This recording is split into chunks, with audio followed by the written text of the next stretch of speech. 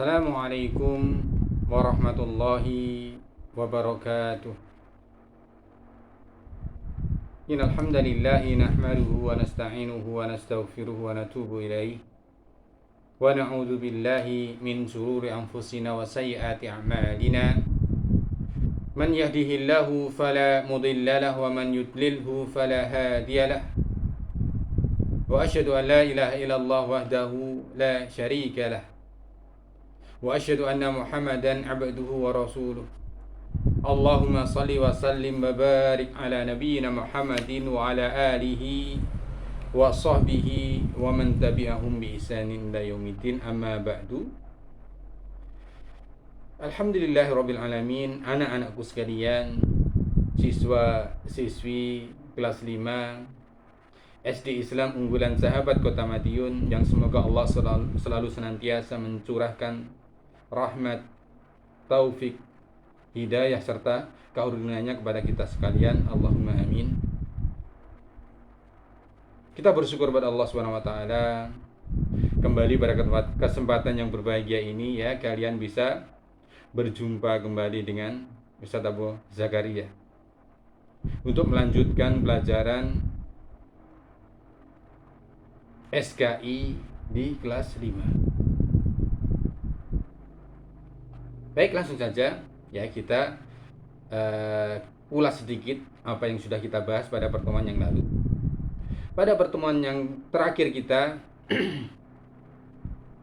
pelajari, ya, kita sudah membahas tentang sebab mengapa orang-orang Madinah begitu mudah mereka menerima Islam.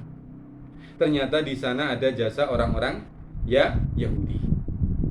Jasa orang-orang Yahudi yang mereka telah mengabarkan kepada orang-orang Madinah bahwasanya nanti di akhir zaman akan ada seorang nabi, yang mana nabi itulah nabi penutup para nabi, yang mana nabi tersebut adalah nabi yang akan memberikan kejayaan kepada manusia. Itu. Baik, ya, kita lanjutkan. Kalian sudah memiliki buku. Kita akan melanjutkan ke halaman 5 di poin B. Ya, kita akan baca, ya. Perhatikan. Penduduk Madinah menyambut dakwah Nabi Shallallahu Alaihi Wasallam. Melihat penolakan penduduk kota Mekah terhadap dakwah beliau, Rasulullah Shallallahu Alaihi Wasallam mulai mengalihkan perhatiannya kepada masyarakat luar kota Mekah. Beliau pun mengunjungi beberapa suku di luar kota Mekah untuk menyampaikan ajaran Islam. Beliau sempat mendatangi Bani Amir, Bani Muharib, Bani Fazarah, Bani Ghassan, Bani Murrah, Bani Hanifah, Bani Sulaim, Bani Abbas, Bani Nas, Bani Bakka, Bani Kindah, Bani Kalb, Bani Usrah, Bani Hadrami, dan yang lain. Bahkan di dalam pelajaran SKI di kelas 4 kemarin, beliau sempat mendatangi kota Taif untuk berdakwah di sana. Ternyata di sana pun mendapatkan penolakan. Di antara mereka ada yang menyambut dakwah beliau, namun kebanyakan menolaknya. Sebagaimana yang terjadi di kota Mekah. Ada orang-orang yang begitu mendengar dakwah beliau langsung mengimani dan masuk Islam. Namun kebanyakan mereka menolak. Mengapa mereka menolak? Karena ajaran Islam ini aneh bagi mereka. Aneh. Karena mereka sudah melaksanakan kebiasaan nenek moyang mereka secara turun-temurun. Menyembah banyak sekali sesembahan-sesembahan, Tuhan-Tuhan selain Allah. Lah kok tiba-tiba datang Islam yang membawa seorang anak muda, kok mau menyuruh untuk meninggalkan kebiasaan tersebut, kebiasaan yang sudah dijalankan ratusan tahun oleh nenek moyang mereka. Ya aneh bagi mereka, siapa ini anak muda ini? Apakah dia merasa lebih pintar dari nenek moyang kita? Begitu banyak manusia yang telah menjalankannya selama beratus-ratus tahun. Begitu. Namun orang Madinah, mereka beruntung karena mereka berseteru dengan orang-orang Yahudi, yang mana orang-orang Yahudi itu sebenarnya orang-orang yang memiliki kitab suci, yang mana di dalam kitab sucinya sudah dijelaskan bahwasanya nanti akan ada nabi akhir zaman. Kita lanjutkan. Rasulullah Shallallahu Alaihi Wasallam juga memanfaatkan musim haji untuk berdakwah, sebagaimana yang sudah Ustaz sampaikan. Orang-orang Arab itu sebenarnya mereka adalah orang-orang yang masih mengikuti ajaran Nabi kita Ibrahim, Nabiullah Ibrahim alaihissalam, yang diantara syariatnya adalah menjalankan ibadah haji. Namun kebanyakan dari mereka sudah merubah-rubah, sudah keluar dari jalur ajaran Nabi Ibrahim alaihissalam.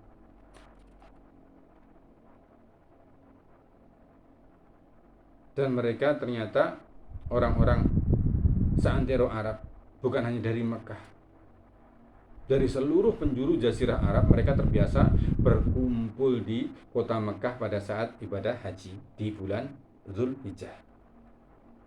Sebab pada musim itu kota Mekah dipenuhi oleh suku-suku yang datang dari seluruh jazirah Arab. Agar tidak terlihat oleh kaum Quraisy, beliau menemui mereka pada malam hari. Karena kalau ketahuan orang-orang Quraisy, pasti orang-orang Quraisy yang kafir akan menghalangi dakwah beliau. Dilanjutkan, suatu malam Rasulullah SAW pergi bersama Abu Bakar dan Ali bin Abi Thalib radhiyallahu taala anhuma. Malam itu beliau menyusuri pemukiman suku Dzul dan Syaiban. Ya, beliau menyampaikan Islam dan mengajak mereka agar mau beriman. Namun mereka tidak langsung menerimanya pada malam hari itu. Mereka menundanya hingga beberapa waktu pada masa mendatang. Ya, kedua suku ini pada akhirnya nanti akan masuk Islam. Kemudian, ya ini awal penerimaan orang-orang Madinah. Kemudian Rasulullah SAW melewati tanah Aqabah di daerah Mina. Ya, tanah Aqabah di daerah Mina. Ini di daerah Masjidil Haram. Agak sana dikit. Tanpa sengaja beliau mendengar beberapa orang yang sedang berbincang-bincang. Ya, orang-orang Madinah sedang ngobrol. Ya, setelah mereka menjalankan ibadah haji, malamnya mereka beristirahat di tenda-tenda mereka ngobrol. Setelah didekati, ternyata suara itu berasal dari 6 orang pemuda Madinah yang berasal dari suku Khazraj. Suku Khazraj salah satu di antara suku besar yang mendiami kota Yasrib waktu itu. Mereka adalah di sini, perhatikan. As'ad bin Zurarah dari Bani Najjar, Auf bin Al-Haris bin Rifa'ah bin Afra' dari Bani Najjar pula, Rafiq bin Malik bin Ajlan dari Bani Zuraik, Qutbah bin Amr bin Hadidah dari Bani Salamah, Uqbah bin Amir dari Bani Ubaid bin Ka'ab, Jabir bin Abdullah bin Rif'ah dari Bani Ubaid bin Ghanim. Ya, beberapa orang perwakilan dari beberapa suku yang ada di Madinah. Ya, jadi suku besar Khazraj itu terbagi lagi menjadi suku-suku kecil yang masih keturunan dari Khazraj pula. Di antara mereka ternyata ada 6 orang yang pergi ke Mekah untuk melaksanakan ibadah haji. Kemudian Rasulullah lalu menghampiri ke-6 pemuda tersebut. Ya, beliau duduk bersama mereka dan sesekali menjelaskan tentang ajaran Islam. Ya, para pemuda itu sudah sempat mendengar dari kaum Yahudi Madinah ihwal akan kedatangan seorang nabi. Ya, sebagaimana yang kita sampaikan tadi. Kaum Yahudi itu mengatakan bahwa mereka akan mengikutinya sehingga mereka dapat mengalahkan Khazraj seperti kekalahan yang diderita oleh kaum Ad dan Iram. Malam itu Rasulullah SAW mengajak para pemuda itu agar beriman kepada Allah dan beliau membacakan Al-Quran kepada mereka.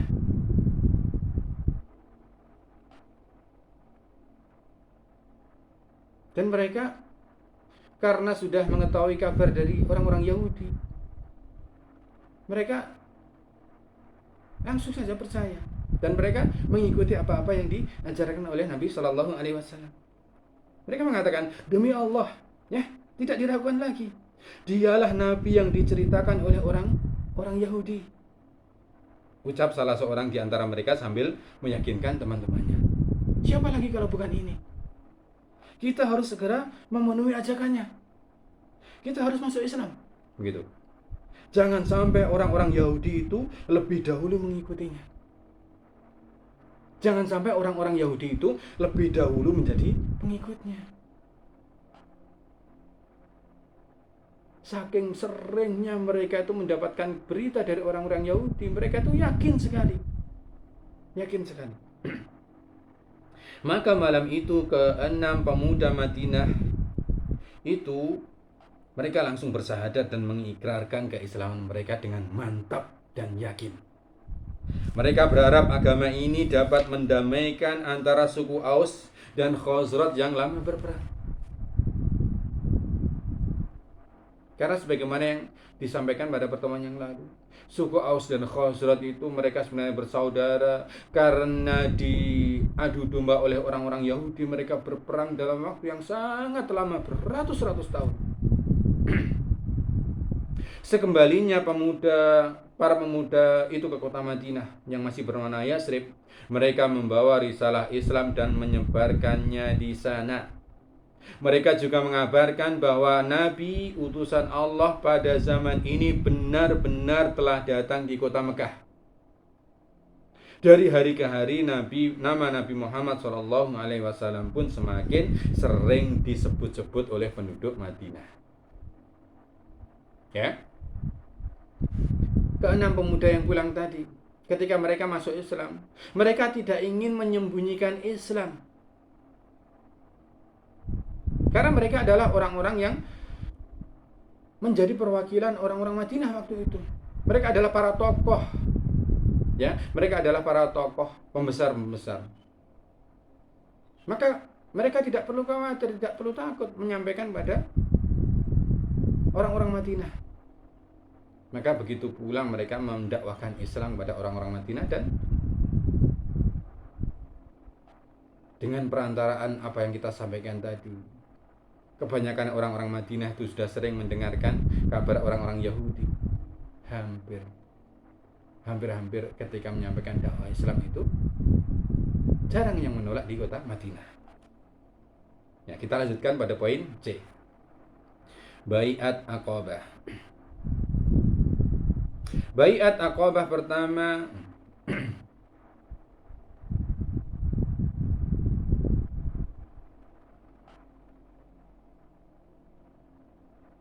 salah ya ini, perhatikan yang menyimak buku. Baiat Aqabah di poin C ya, Baiat Aqabah pertama sudah setahun berlalu. Ini salah. Bukan Baiat Aqabah yang sudah berlalu, tapi pertemuan yang pertama dengan Rasulullah SAW ya. Pertemuan yang pertama dengan Rasulullah SAW sudah setahun berlalu. Karena Baiat Aqabah belum terjadi. Pada musim haji dan musim haji pun tiba kembali. Setelah setahun berlalu dari tahun kemarin yang mereka melaksanakan ibadah haji, kemudian bertemu dengan Rasulullah pada pertemuan pertama. Setahun kemudian berlalu, musim haji lagi. Pada musim haji kali ini ya bertambah yang datang. Ketika pertama ada berapa? Ada 6 pemuda. Maka di tahun ini ada 12 orang dari Madinah yang berjumpa dengan Rasulullah. Bertambah lagi yang datang karena sudah banyak yang masuk Islam di antara orang-orang Madinah. Dari 12 orang yang datang pada tahun ini, ternyata 5 diantaranya sudah bertemu dengan Rasulullah SAW. Sedangkan yang tidak ikut adalah Jabir bin Abdullah. Ya, jadi 6 orang yang bertemu pada pertemuan pertama itu hanya 1 orang saja yang tidak kembali, yaitu Jabir bin Abdullah. Yang lain semuanya ikut lagi. Ditambah 7 di sini. Ya, 7 di sini bisa dibaca sendiri: Mu'adz, Zakwan, Ubadah, Yasin, Al-Abbas, Abul Harisam, dan Uwai. Ke-12 orang ini bertemu Rasulullah SAW di tanah Aqabah di daerah Mina, kembali di tempat di mana mereka bertemu pertama kali dengan Rasulullah.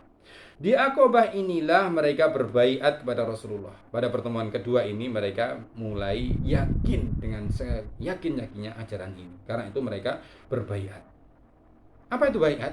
Baiat itu sumpah setia. Mereka bersumpah akan setia bersama Rasulullah SAW.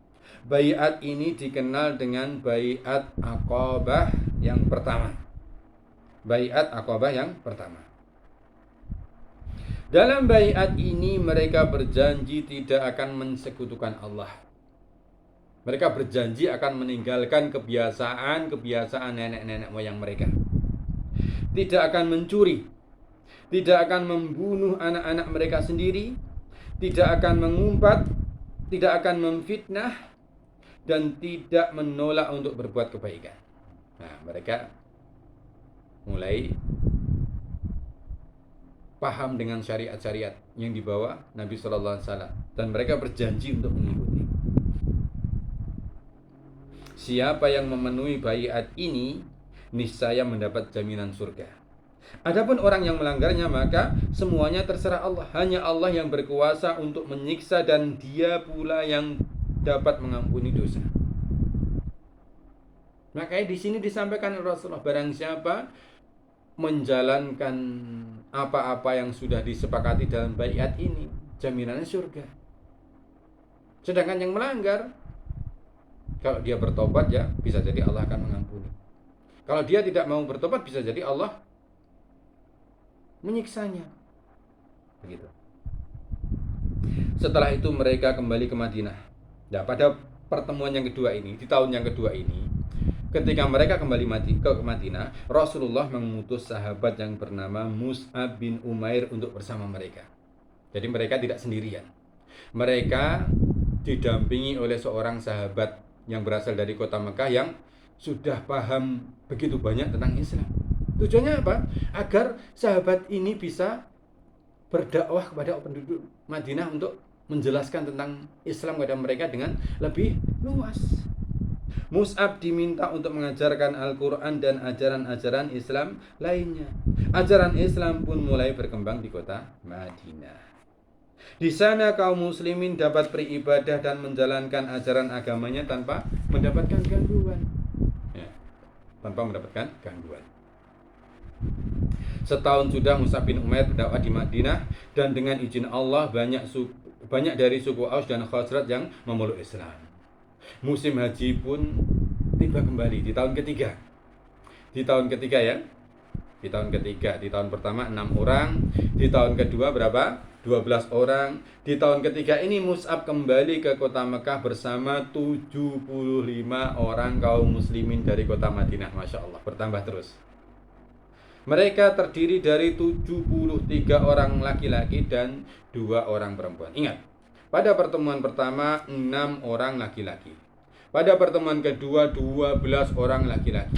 Pada pertemuan ketiga, pada tahun ketiga 75 orang, terdiri dari 73 laki-laki dan 2 perempuan. Seperti yang sudah mereka berencana untuk bertemu Rasulullah SAW di tanah Aqabah. Semuanya dirahasiakan agar kaum musyrikin Quraisy tidak mengetahuinya. Ya, tidak mengetahuinya, agar tidak mengganggu. Pada tengah malam, rombongan pergi ke tanah Aqabah di Mina sambil mengendap-endap. Mereka memilih jalan berbukitan untuk menghindari orang-orang Quraisy. Malam itu Rasulullah SAW datang bersama paman beliau Abbas bin Abdul Muttalib. Ya, ingat, Abbas dan bin Abdul Muttalib. Beliau membacakan ayat Al-Quran kepada mereka. Setelah itu beliau berkata, "Aku meminta kalian berbaiat malam ini. kalian akan melindungiku sebagaimana kalian melindungi istri-istri dan anak-anak kalian. Kalau yang pertama, bai'ah Aqabah pertama, perhatikan, itu beliau hanya meminta untuk mengikuti, berjanji setia.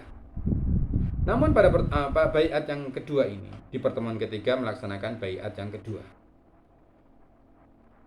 mereka mengatakan, wahai Rasulullah, apabila Allah telah memberikan kemenangan, apakah engkau akan meninggalkan kami? Tanya salah seorang mereka.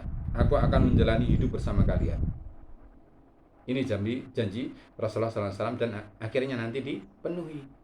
Beliau pergi ke Madinah, berhijrah ke Madinah, hidup tinggal bersama orang-orang Madinah sampai akhir hidup beliau. Aku akan memerangi siapapun yang kalian perangi dan berdamai dengan siapapun yang kalian ajak berdamai. Mendengar hal itu, mereka semakin yakin. Mereka bersumpah akan menepati janji. Mereka sekalipun harus mengorbankan seluruh harta atau kehilangan para pemimpin. Wahai Rasulullah, apa yang kami perlu jika kami menepati janji? Tanya seseorang penasaran. Maka beliau menjawab dengan singkat, surga. Sebagaimana bai'ah yang pertama. Di bai'at Aqabah yang kedua, perhatikan, pertemuan pertama belum bai'at. Pertemuan kedua melaksanakan bai'at Aqabah yang pertama. Pertemuan ketiga melaksanakan bai'at Aqabah yang kedua. Peristiwa ini dikenal dengan bai'at Aqabah yang kedua. Setelah itu mereka pun kembali ke kemah-kemah mereka. Pada pagi harinya mereka bersiap untuk kembali ke Madinah. Ternyata pertemuan semalam tercium oleh orang-orang Quraisy. Ya, orang-orang Quraisy mengetahui dakwah yang disampaikan Nabi Sallallahu Alaihi Wasallam banyak diterima orang-orang Madinah. Mereka pun mendatangi perkemahan orang-orang Madinah. Namun ternyata, alhamdulillah, ketika mereka datang ke perkemahan orang-orang Madinah sudah pergi. Dari sinilah mulai ada benih-benih permusuhan antara orang-orang Madinah dengan orang-orang Quraisy Mekah. Ya, nanti setelah ini akan lebih seru lagi, karena bibit-bibit peperangan akan mulai muncul antara orang-orang Islam dengan orang-orang kafir Quraisy. Karena kaum muslimin sudah berjumlah semakin banyak, kekuatan mereka semakin kuat, dan mereka tidak mau terus-menerus ditindas oleh orang-orang kafir Quraisy. Untuk lebih serunya insya Allah pada pertemuan berikutnya, ya. Pada pertemuan berikutnya insya Allah. Baik, untuk pertemuan kita hari ini kita cukupkan sampai di sini. Semoga bermanfaat. Ya, tolong karena pelajaran ini penting sekali bagi kalian. Ustaz berharap semuanya tetap semangat mengikuti apa yang Ustaz bacakan. Baik, yang kita akhiri, subhanakallahumma bihamdika asyhadu an la ilaha illa anta astaghfiruka wa atubu ilaik. Assalamualaikum warahmatullahi wabarakatuh.